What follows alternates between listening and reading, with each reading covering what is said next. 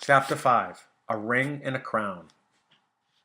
The pointed toes of Theodora's slippers flashed from beneath the gold-embroidered trim of her gown as she walked down the aisle of the church. People jostled each other in the galleries for a glimpse of the bride. Sunlight cut through the air and reflected off the jewels in her hair, the pearls in her collar, and the rubies and emeralds sewn into her gown. When the bishop gave the marriage blessing, Justinian and Theodora were finally husband and wife. Just 2 years later, Emperor Justin died. The citizens again crowded into the church to see Justinian and Theodora crowned. Theodora trembled slightly as the bishop placed a gold crown on her head. He laid a purple robe on her shoulders. She, a bearkeeper's daughter and former actor, was now Empress of the Byzantine Empire. Being an empress was not like being a queen who could rule a whole country.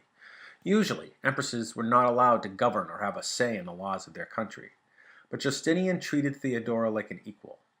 Her struggle to survive had taught her how difficult life could be. She knew how important it was that the law of the empire be fair to everyone, even the poor and unimportant. Justinian respected her advice more than anyone's. He listened to her ideas, and she helped him to rule his empire. Theodora and Justinian decided to rewrite the laws of the Byzantine Empire. When they were crowned, the empire had many different sets of laws. Some were for the rich people, and some were for the poor. If a poor person committed the same crime as a rich person, he would receive a much harsher punishment. Together, the emperor and empress started to work on one set of laws that would apply to all people, both rich and poor. Theodora also found another way to help the poor. She remembered that, when she was in Alexandria and had no food or place to live, the church gave her a place to stay. She decided to open convents, places for women to live and work and support themselves, so that women who had no jobs or family would not have to beg in order to survive. Chapter 6 Nika. For 5 years, Justinian and Theodora ruled in Constantinople in peace. But one morning, Justinian and Theodora heard shouting from the hippodrome. "Justinian, is there a race today?" Theodora asked her husband. But there was no race. 2 men had been arrested for crimes. They were supposed to be punished under Justinian's new laws, but the crowd wanted them released. They threatened to revolt if Justinian did not let the prisoners go. When this news reached the palace, Emperor Justinian refused to release the men. The citizens' anger exploded into action. The blues and greens left the hippodrome, broke into the prison, killed soldiers, and set many guilty men free. The crowd poured through the streets, looting, setting fires, and destroying granaries and taverns. They even went up to the doors of the sacred Church of Holy Wisdom, attacked the guards, and set the church on fire. Theodora watched the flames from the palace window. It broke her heart to see her precious city consumed by fire and chaos. The riots continued for 6 days. Justinian waited, hoping that the mob's anger would pass. But the crowd soon decided that they wanted a new emperor, someone who would do everything they wanted. The mob asked Hepatidius, the nephew of a former emperor, to sit in a special seat in the hippodrome, the seat reserved for the emperor. By sitting in this seat, Hepatidius would be claiming Emperor Justinian's title. Over at the palace, the men of the court were urging Justinian to flee from the city and save himself. "Justinian, you must go to the ships before the port is burned," one advisor warned him. "Save yourself and go now. They are burning the city and killing soldiers, and there are too many of them for us to resist," another man insisted. "This is not a small riot. We must flee." Some of the men were already edging toward the doors, anxious to leave. Justinian leaned forward in his seat, his hands clenched. He looked towards Theodora, who stood beside him. She alone had not said anything. She was waiting for him to ask for her opinion. "Theodora, we may be killed if we don't leave now," he told her. "We may live if we go, but you will never be emperor again," she said. "Only bravery will save you now. Only courage will save your throne. You're acting like a prisoner in your own palace."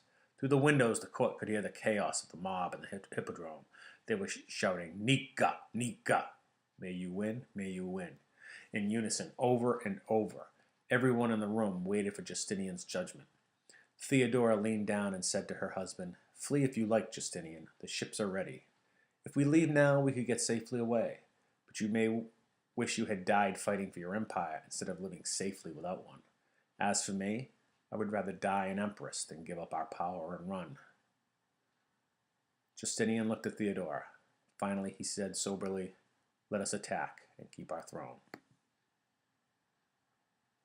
Chapter 7. The End of the Revolt. Resolute at last, Justinian sent two of his most trusted generals, Belisarius and Mundus, to gather their loyal soldiers. They had just returned from a war with Persia. Justinian ordered them to attack the rioters in the Hippodrome, all of whom had now committed treason against the empire. The soldiers were tough, seasoned, and unafraid of battle. The savage crowds inside the arena, the ones who had been looting and burning and who had now placed their hope in a new emperor, were not an organized army. They were a frenzied mass of people, no match for experienced soldiers. Belisarius and Mundus decided to approach the Hippodrome from different sides and trap the rioters between them. Mundus took his men from the palace toward the nearest entrance of the Hippodrome. Belisarius and his spearmen struggled around the burned buildings and over mounds of rubble to reach the Hippodrome from outside the palace.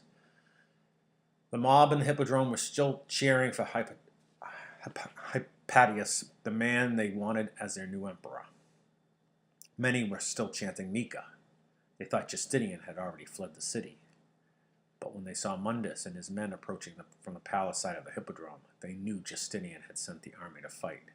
They panicked and ran toward the other large entrance of the Hippodrome, thinking they might be able to run away. But there they found Belisarius and his well-trained army rushing towards them. They were trapped, with the army coming from both directions. After a brief fight, the Nika revolt was over. Justinian kept his throne, but the Nika revolt had wrecked Constantinople. The mob had burned buildings and destroyed stores and homes. The fire-blackened streets were littered with piles of rubble, some still smoldering. Fires had cleared a large area around the Hippodrome. Looters had taken valuables from the homes that hadn't burned to the ground. Justinian and Theodora began to rebuild their city, beginning with the Church of Holy Wisdom. It was the church in which they had been married and crowned, and they could not bear to see it destroyed. Justinian and Theodora gave thousands of pounds of silver, gold, and precious stones to decorate the rebuilt church. Colored marble graced the walls and floor. Many colored mosaics decorated the interior. By the time it was done, the Church of Holy Wisdom had not just been restored, it had become more glorious than ever before. Today, this church, the Hagia Sophia, still stands in the old city where Justinian and Theodora ruled. Theodora and Justinian continued to reign together for the next 16 years. In a time when women were treated like servants, Theodora rose to rule the most powerful empire in her world. After her, the Byzantine Empire crowned many other empresses, all of whom owed a debt to Empress Theodora.